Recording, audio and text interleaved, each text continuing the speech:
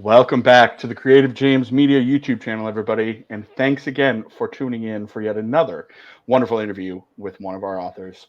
Today, we have Rachel Corsini, the author of Sushi and Sea Lions, and we're going to chat about her book, her writing habits, and whatever else we can get into today. So, without further ado, Rachel, how are you? Hi, I'm doing good. I'm really happy to be here. This is great, especially, it's my publisher's channel. So I'm really excited to chat with you and get into it. So, for those who don't know you, why don't you go ahead and introduce yourself a little bit? So I'm Rachel Corsini. I write women's fiction with heavy on the romance and also the spice. I'm currently a school teacher with New York City Department of Education. And I live on Long Island. I'm obsessed with coffee. Um, I'm a ballet dancer and I like to crochet like these little like stuffed animals. It's a thing. I don't know. It's just became like a new hobby and I really really love it. I mean, honestly, crocheting seems to be becoming more and more popular these days. It is so much fun. It's so much fun and it's very relaxing. So like I make themed stuff for like holidays. Like right now I'm working on my Halloween stuff. So like I've got like a whole thing. Of course. Um, well, did you get your coffee today? Because the I day did. that we're filming this, it's National Coffee Day. It no, it's not. I swear to you, that's why I have my big Dunkin' that I just finished. Okay. I mean, I had 2 cups today, so Like, I have fulfilled my duty to National Coffee Day.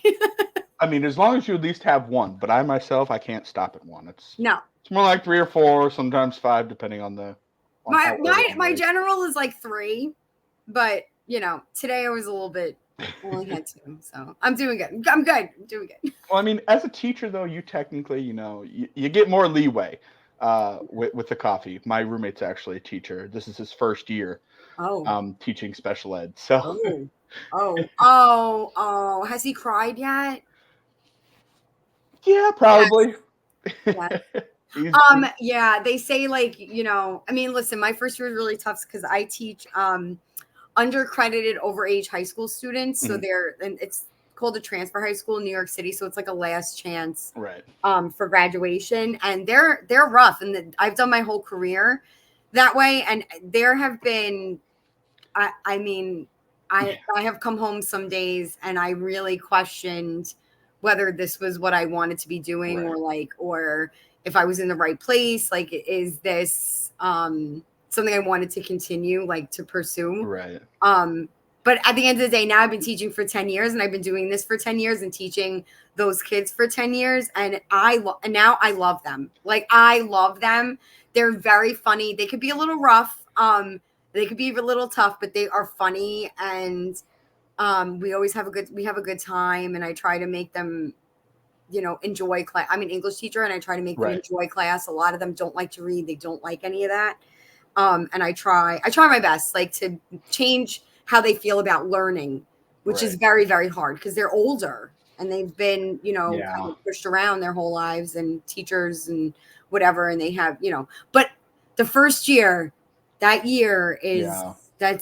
it is really, really hard. If he makes it through that first year and he just keeps pushing, he'll be all right. Well, I think he has a leg up though on most new teachers because so he was the behavioral para for Okay. 10 years um, Okay. before he went back and got the certification. And then since he couldn't find a job last year, he just substitute taught all last year. Yeah. Yeah. So going into his first year, he was already well into the universe because he's doing middle school. So Oh no. yeah, before that it was elementary. So Oh no. Oh God. yeah, It just sounds terrible. I'm sorry. Like I couldn't. When I did my student teaching in middle school, like every day I would leave and go, no, no, no. I don't I would have waited for years to get a job to not teach middle school. It is a rough, that is rough age. Like that is oh, oh, yeah, oh yeah. no. It's and then on top of it, his building is actually still partially under construction. So like his classroom, like during he'll be trying to teach his lesson, and like just you could just hear a jackhammer in the wall behind him, and I'm just like, oh my god, you And gotta like be kidding. people wonder why like we're all stressed out and stuff because why wouldn't you do the construction over the summer when nobody's around? Right. Yeah, they waited at that school. They actually waited to start until Jesus, like probably July. Yeah, why? Why? Start at the end of the school year because everybody's kind of like done and Yep. you're just trying to like wrap up. Start at the end of the school year and try and finish before everybody goes back to September. Exactly. Don't Yeah. even get me started. So believe me, I definitely Educational bureaucracy because it makes me absolutely crazy. right. Yeah. Well, it's funny too because it's funny that you say that because Jean's a teacher too. Yeah. So it kind of seems to be the theme. A lot of people don't quite understand that most authors have a full time job Yeah. elsewhere. We're not. Or two. We're not there yet. Oh God, yeah.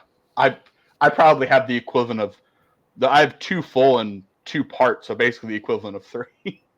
Yeah. I mean, like, because I teach and then I also teach ballet one night a week Right. on Thursday nights. So, I'm juggling like many hats, right? Right.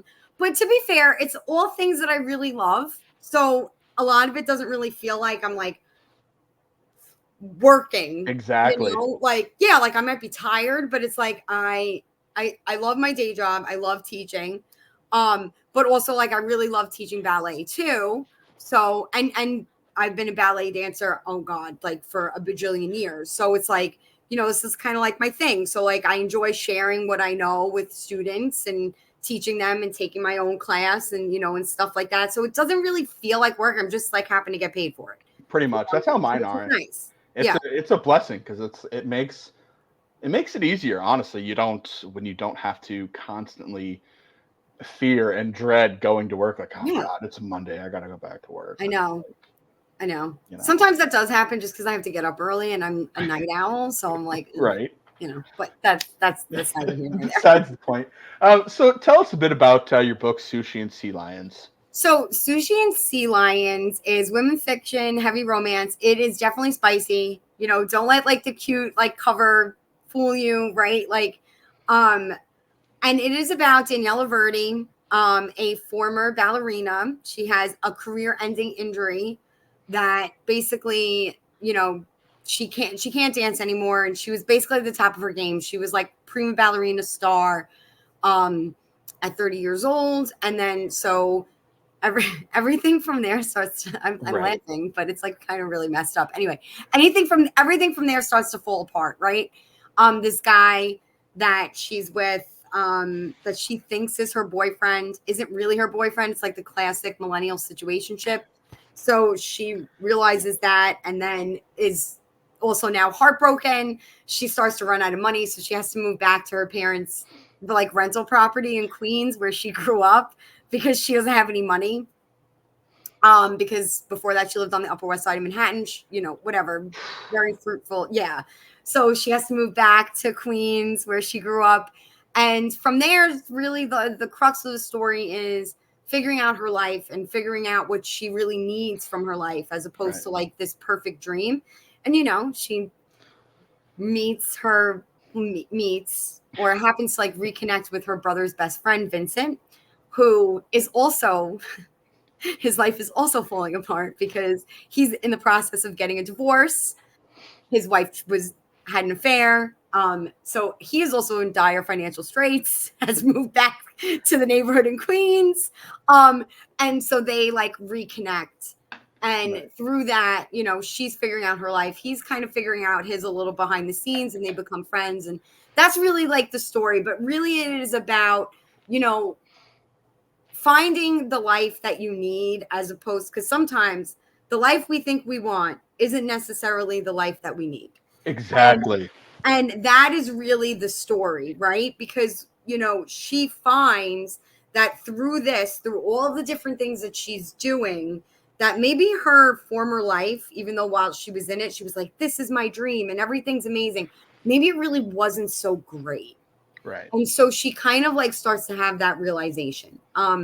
There's some funny stuff along the way. Obviously, she's very, she's like a little like flight. She's like, an artist, and she's also very like hopeful and optimistic about the world. Right. And it's like, it's kind of, that was like the vibe for like the story. Yeah.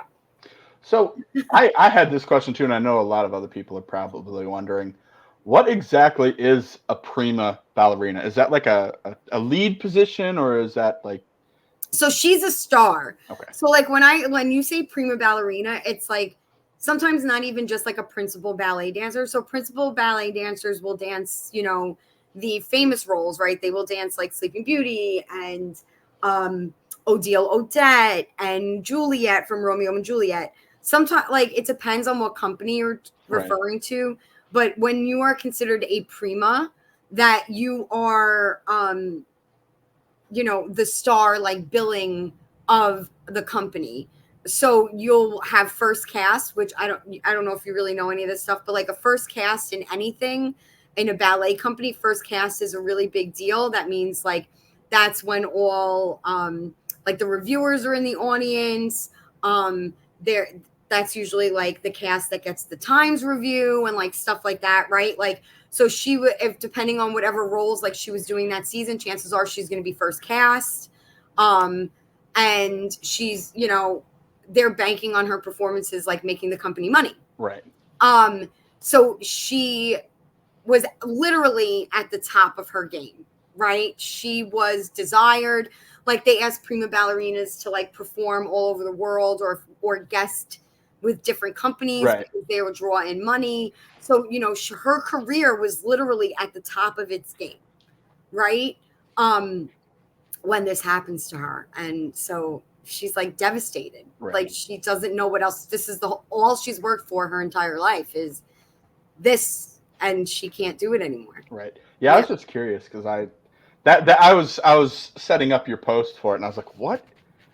What is a prima What is ballerina? this? Like, what? So I had to ask that because I was like, I cannot be the only dude that is like, what is? Yeah, dude, you guys wouldn't know. You're like, who knows? And like the ballet world is in general, the ballet world can be like a very strange thing. It's like Right. people in that world will know who these stars are unless they enter like a general pop culture realm, right? Right. Like one of the ones that I can think who's kind of done that is Misty Copeland.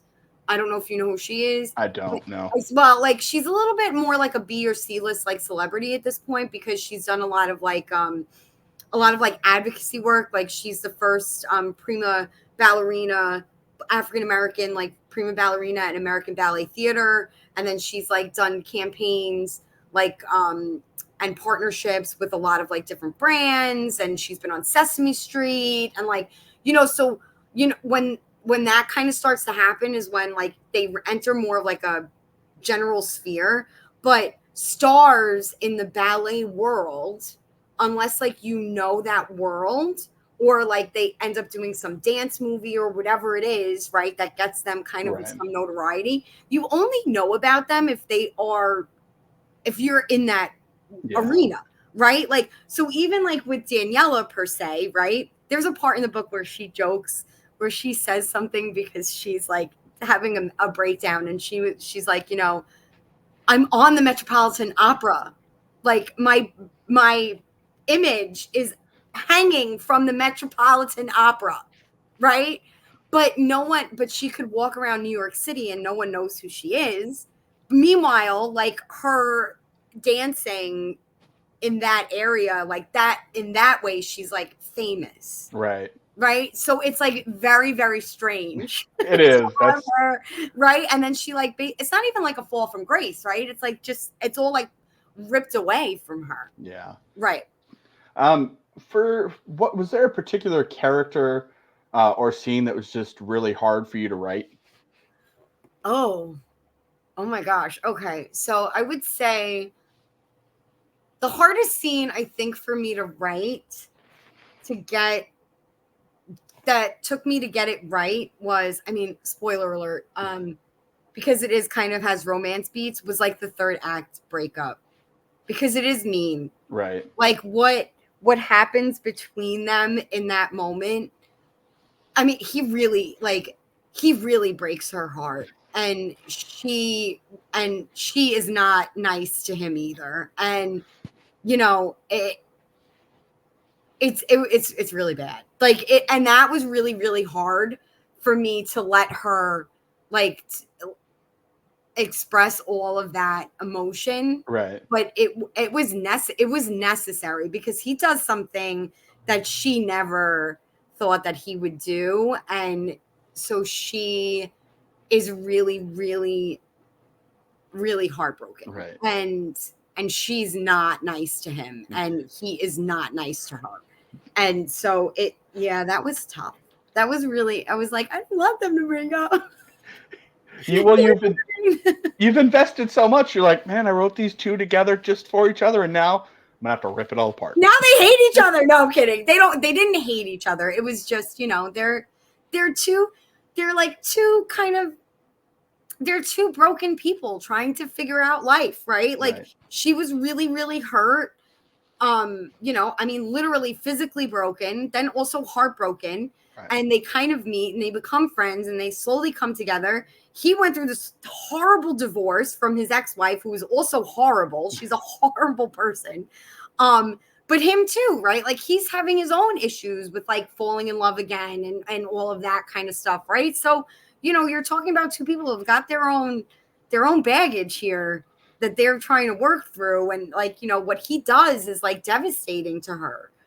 Yeah, I'd see that would be hard for me to write too, because I'm like, oh, I don't.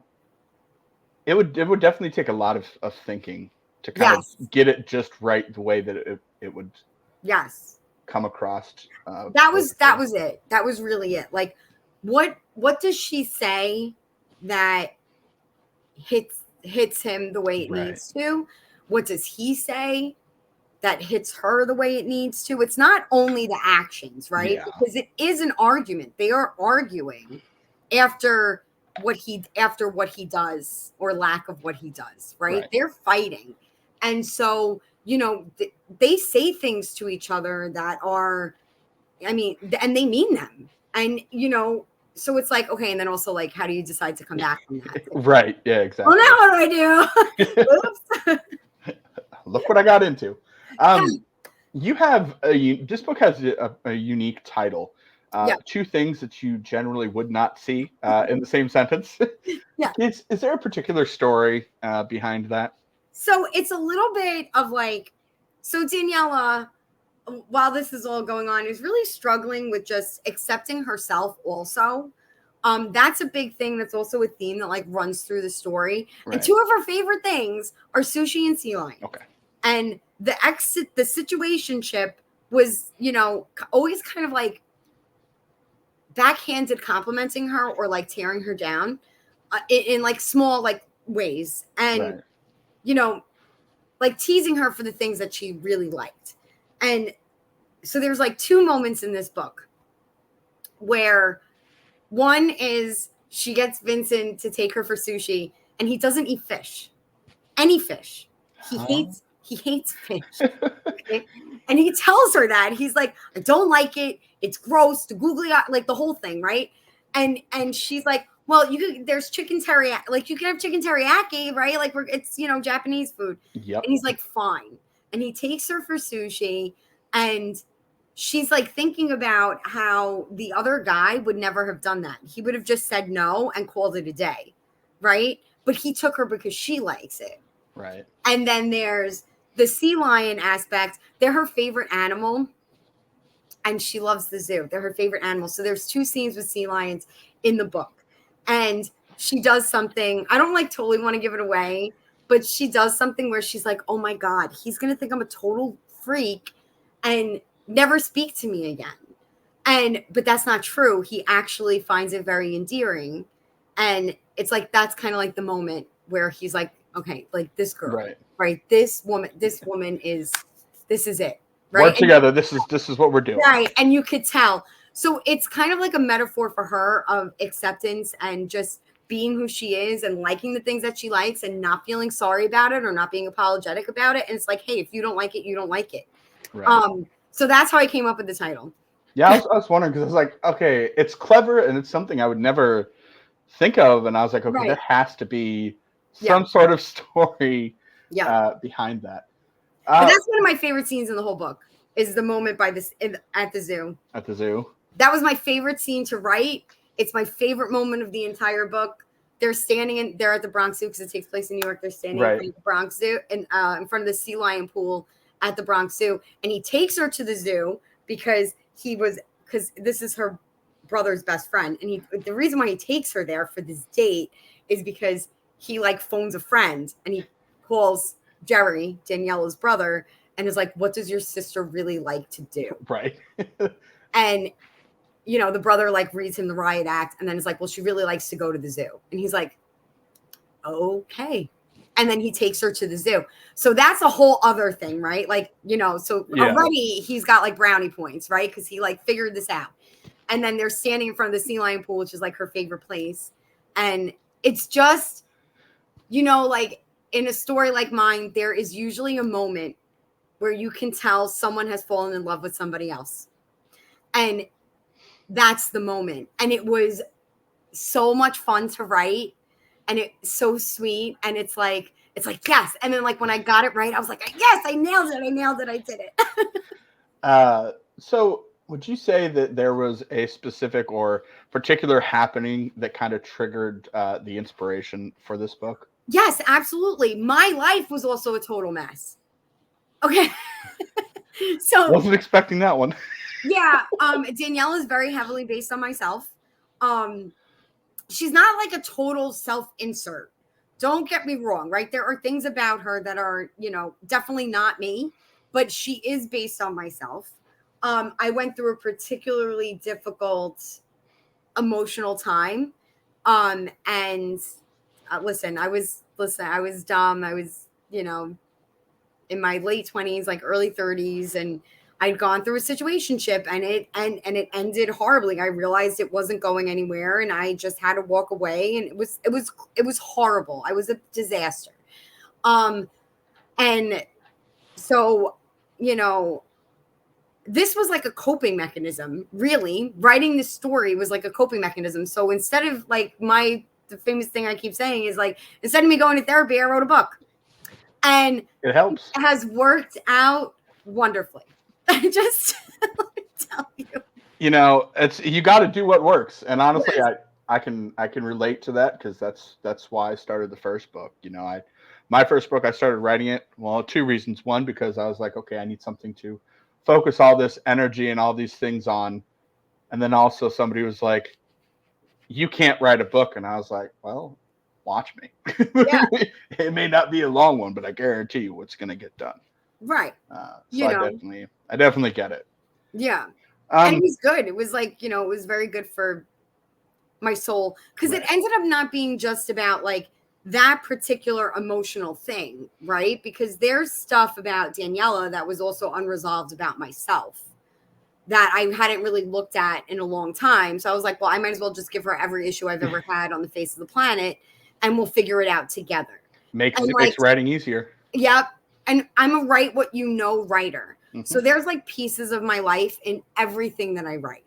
There's a piece of me, there's things that I've learned or things that I'm working through or any of that kind of stuff it's in every single thing that I write. That's how I am too. There's a lot of my books is based off, you know, of my work experiences, my education and things that I experienced growing up. Maybe not completely 100% everything, but a lot of it is what kind of helps back the stories. So for you, would you say the plot came first or the characters? The characters. The characters came first. I knew who these people were. I knew who Daniela was. It just took me a little while to shape her. Right. I knew who he was very soon. I realized like, oh, her like friends, like I knew all of that. And then it was gradually like piecing this story together and how was I going to do that? And I knew like the ends of the ballet career, like that kind of thing. Cause that's a big part of her character, right? It sets everything in motion. You know, so like stuff like that, but definitely Daniela's character, she was right there at the forefront. Right. Yeah. So here's a fun one for you. And I think I probably can guess the answer to this. Yeah. But do you think you and your main character would get along? You know, sometimes I wonder because we are so similar. So, you know, sometimes that doesn't like work out really well. Like But I would like to think that we would, because she's fun. She's a lot of fun. Like, even though she's all falling apart, like, she is fun and she's funny. Right. And she uses like that humor to help her cope also. So I like it's that's like pretty fun to see. But yeah, I would hope that we would get along. That would be great. I always love asking people that question because I've interviewed hundreds of authors, and that is absolutely one of my favorites, just because it's such a wide variety of books, and I'm like, okay, your main character is a villain. Do you think you get along? Is there a side of it that you think that you could pull from? So I always have to throw that in there. Yeah. Would you say that you were more of a plotter, a pantser, or like a mix of both? I'm a planter. I am a planter. It's total chaos. This it's literally just like if I like think of a scene and I'm not there, or like I'm not writing that scene, I'll like go to the bottom of my Google Doc or whatever and type in a little note to myself, which either it works out really well or it doesn't, because I don't really remember what the heck I was talking about. And I also write out of order. I don't write linearly. So like I'll take a scene, I'll write that out. And then, oh, I want this to happen. Maybe that's more towards the beginning. And then I'll write that. And then I'll come back and I'll go, I'm all over the place. And then I piece it together like a giant puzzle. Right. My first draft is always a mess. It's a disaster. Yeah.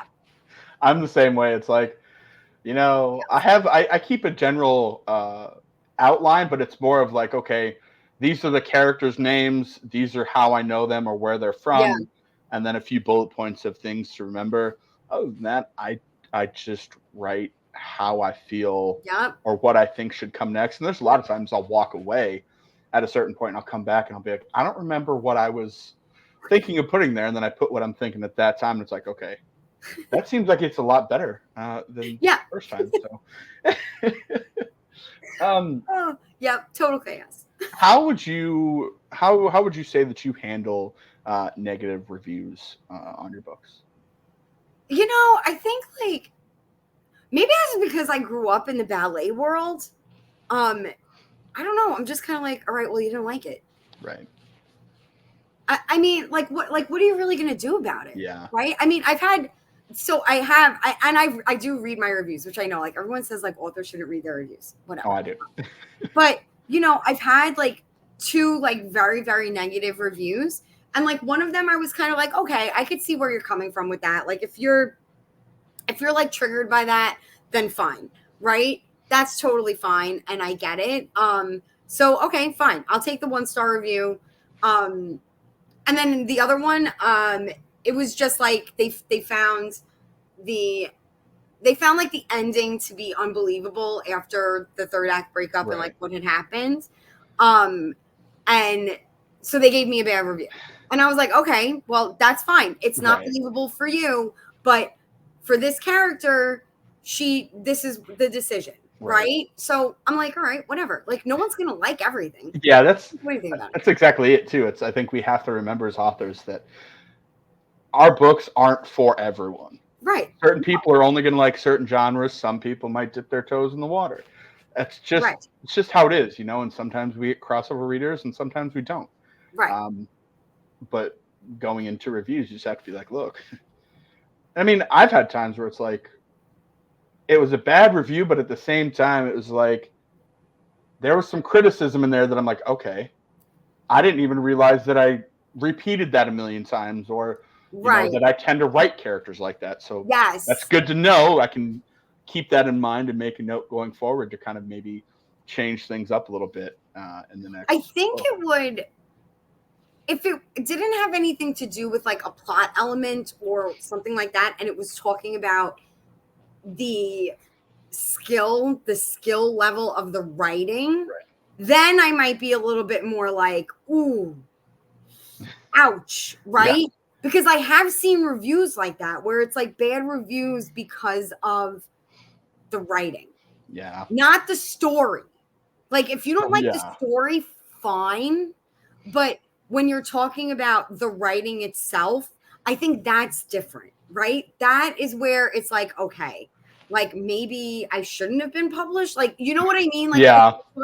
However, if you've ever looked at like have you ever like looked at like 1-star reviews of like Moby Dick or Pride and Prejudice? Like they're hilarious. Yeah. And so again, these are like classic literature. This is classic literature that is getting 1-star reviews. So Yeah. again, no book is for everyone. Yeah. It's funny that you mentioned that too, because I've seen some on some Edgar Allan Poe stuff, and I'm just like, clearly, I mean, not to be rude, but clearly you don't understand the interpretation of poetry, because I mean, I don't. That's what it is. Mind blown. But Right. that's how I generally like go with that. I don't, try not to pay too much attention. Right. Yeah. What are 3 things that you would say you need in your writing space to kind of keep you focused and productive? I don't know. I just sort of like I just write. Like if like when I have like a moment, there's a reason why I write on Google Docs. So like I write on Google Docs because like if I have a moment or like 10 minutes like while I'm at work, while I'm not grading or whatever, or lesson planning or yada yada, I'll open it up and I'll get some words down or Yeah. whatever. Or even like at home, if I'm like, you know what? Oh wow, like I have a good like 20 30 minutes. I pop open the document and I write. I don't like need anything. Like, is that weird? Like, I don't need No, I music mean, it's playing. I don't need like whatever. It's like, okay.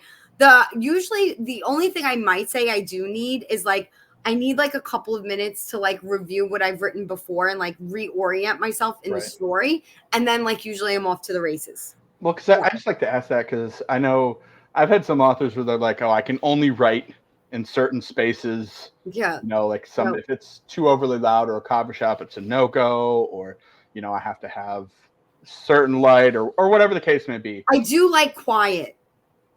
I don't listen to music or anything. I do. No, I can't. It needs to be quiet. That is what I have learned. I can't Yeah. have all this other like all stuff all around me. I'll even turn my phone off while I'm writing. So like I have quiet.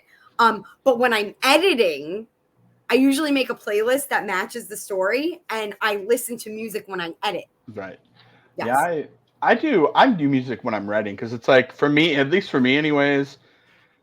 Music is one thing that just keeps the creativity flowing. So I'm like, Okay. if I can write if it's quiet, but I can only focus on like the little bit that's in front of me, and I don't really think far enough ahead. So like when I get to the end of that idea, I'm like, oh, where to now? Right, Uh, right, right. but if there's some of those songs going, it's like, oh, we could go there, and then Right, just right. keep going. But yeah, it's not for everybody. I know some people can just get super distracted by it. Yeah. Yeah. Um, what are this question may be a little biased considering where we're at, but what are a few of your favorite things about working with us at Creative James Media? One of my like the favorite thing is the amount of like I was saying like author like autonomy. Like Jean is wonderful in that. Like I had a lot to say in my cover. Even when it came to like the developmental edits or like some of the, like not copy edits, but like the developmental stuff. Right. Like if I didn't want to make a change, I didn't have to. Stuff like that, like having or like being able to like request like maybe it doesn't release at this time or like whatever or like things like that. Like having that constant like back and forth. That is, I think, kind of like the author dream. And at a major trade publisher, that might not be something that you have, Right. right? Because you're a little fish in a big pond, right? And it's not so personalized to you. I also really love that I know that Jean read my book, right? She's the publisher and she read my book. And I know that she did because we had detailed conversations Right. about my book. And that felt really good. It was like, I'm publishing this book because I love your book as the publisher that runs this company. So that was like top tier for me. So it had to be like my favorite thing. Right. Yeah. Yeah, I found that early on too, because before I started working here, I did interviews with authors, and she had reached out to me and said, "Hey, we have some authors here. Yeah. Would you mind doing some interviews with them?" And I said, "Sure." And that's one of the things that I quickly learned, was that she although she doesn't have to, because she's the boss. Yeah. She could just say, no, so and so, you are in charge of reading all the manuscripts as they come in and picking out. But she's like, no, I want to make sure that it's something that I'd want to read too. Yep. Which also I think is what makes her editing great, because she's able to relate, because she's read over the story several times and asked questions, and then she goes in to make edits. She's like, okay, I could switch that around because we talked about this, or whatever the case may be.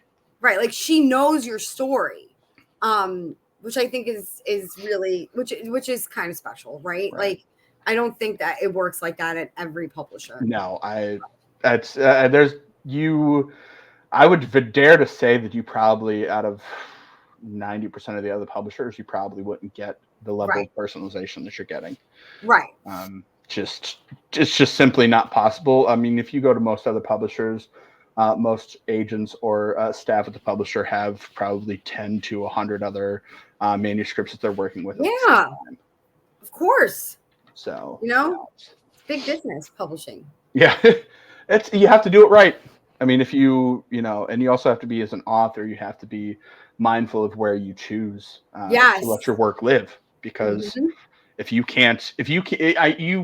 you give it to us, you're happy with it.